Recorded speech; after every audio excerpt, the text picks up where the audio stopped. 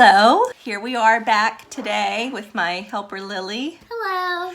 To do a new art lesson today that is going to focus on something called op art, which is short for optical art.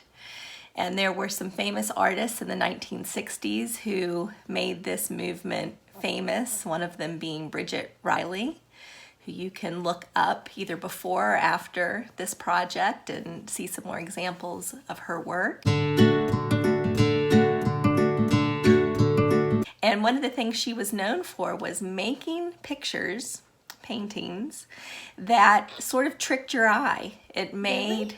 Yes, really. It made a two-dimensional or a flat surface, a flat piece of paper, suddenly look like it was bending and lifting up. We have an example today that could easily be used both for pre-K all the way through to your fifth graders and even middle school and high schoolers if they want to try something different. And so I think we should show them how to begin. What do you think, Lily? Let's do it. All right, so for this project, all you need is drawing paper, and we're going to use colored pencils, but you could use magic markers or crayons, so whatever you have at home is going to be fine.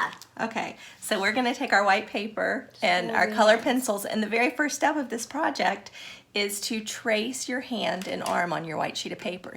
And if you have a really little kiddo, obviously the adult probably could help with this part to make it look more closely resembling the outline of your hand. Spread those fingers just a little bit to make sure you have all the good shapes. And I sometimes, if I go too fast, I'll make a mistake and my fingers will end up looking wonky. But my fingers don't look wonky. So I pressed my fingers down really, really hard and went very close so I can make sure that they don't end up looking like wonky little things. Good job. Our next step is going to be to add some lines across the surface of our paper. And so the first thing we're going to do is going to be inside our hand. I'm going to make a curved line almost like a little miniature rainbow, and that is going to suggest the roundness of my arm. And about every ½ inch to an inch, I'm going to make another curve all the way up my arm. It's a little easier if you do it about a ½ inch apart, right? Yeah. All right, once you reach the top of your wrist, we're going to do the same thing, and in our mind we're going to imagine that line coming up the side of our hand, across our hand, and back down. That's what we're going to mimic here. To me, before we do the hand, I feel like this looks like one of those warrior shields they should have around their hand. Remember? Like this part the looks like cuff. Yeah, I agree. Wrist. Yeah, I feel like that's what it looks like. All right, so I'm going to go across my hand, do my last one here, and then it's going to get just a little bit tricky. This is the fun part. See, I think when things get a little bit tough, a little bit hard, that is when the fun starts. I definitely agree. And so what we're going to do is continue across our hands, and every time we hit a finger, we're going to start that little rainbow or that little curve over once more to show the roundness of the finger. And so I'm going to go over my pinky finger, over my ring, middle, pointer, and then thumb. Pinky, ring, middle, point. So this is the first half of our op art assignment of our hands. The second part of our op art is going to be to show that the paper under our hand, or in other words, our background, is flat. Unlike our hand, it is flat. So what you're going to do is off of each line you made, you're going to make a line straight off the side of the page. Sort of like you imagine that somebody laid a piece of yarn on the paper, we drew it curved over your arm, and then the yarn's going to lay flat on the table again. So we just make those line up. This part's kind of easy because it's just straight, right, Lily? Yeah. Remember, it's just like somebody laid a piece of yarn. I accidentally made a wrong line, but it's okay. We'll work with it, won't we? Yes, we will. Like always. It's sort of like a really fancy connect the dots. Yeah, it's like a super fancy connect the dots if you want to think about it that way.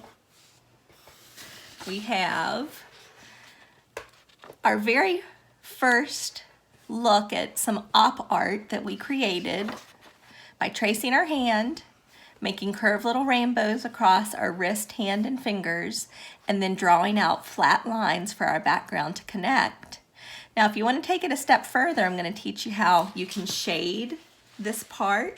So for your little kids, all they need to do is to color in every other stripe, either with their crayon or their pencil or their magic marker, inside the hand.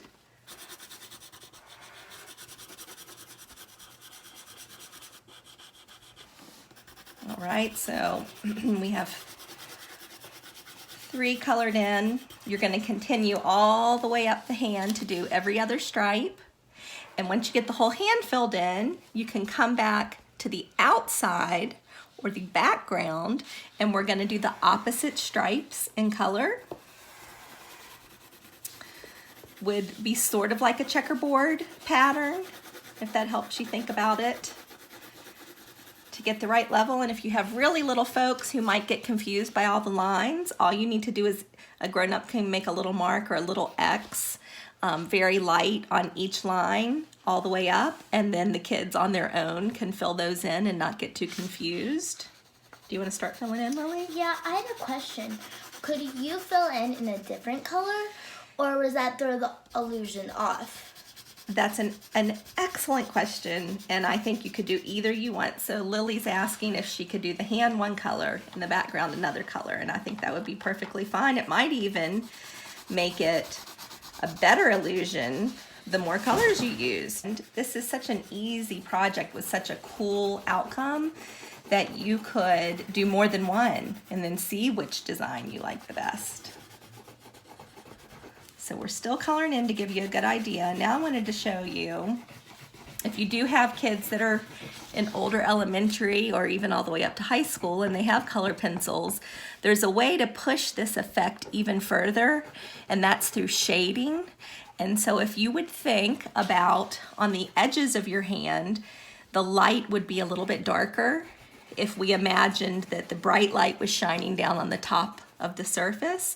And so I'm going to take my pencil, and by changing the pressure of my pencil, I'm going to color very hard on the edges to make it dark purple. And as I come towards the top of my hand, I'm going to raise up the pressure, not as much pressure, sort of coloring in little circles to make it smooth. And as I get to the top, I'm going to raise my pressure up almost to where it's barely touching. And I get this gradation where it goes from very dark to light. And now I'm going to repeat that on the other side of my hand, right on the edge, pressing very hard in little circles. And as I move towards the top of my hand, I'm going to raise up my pressure. And it's much lighter, and you get this little highlight effect in the center, shadow on the side. And I'm going to do the same thing on my background, because my hand would probably cast a little shadow on the table on either side. So watch what that's going to do. And Mommy, when you have a second, I do have a question to ask you. Go right ahead. I can listen now. So I ran into a little problem. My color that I was using went flat. You blend to one and maybe you'll have an ombre effect. Okay. So while we continue on, I'm going to quickly shade in several more so that you'll have the idea to start on your own. Wow. I would say it's pretty cool, but... It is pretty cool. So how about you and I finish these up, and we'll post our finished pictures, and we would love to see the examples of your op art when you finish.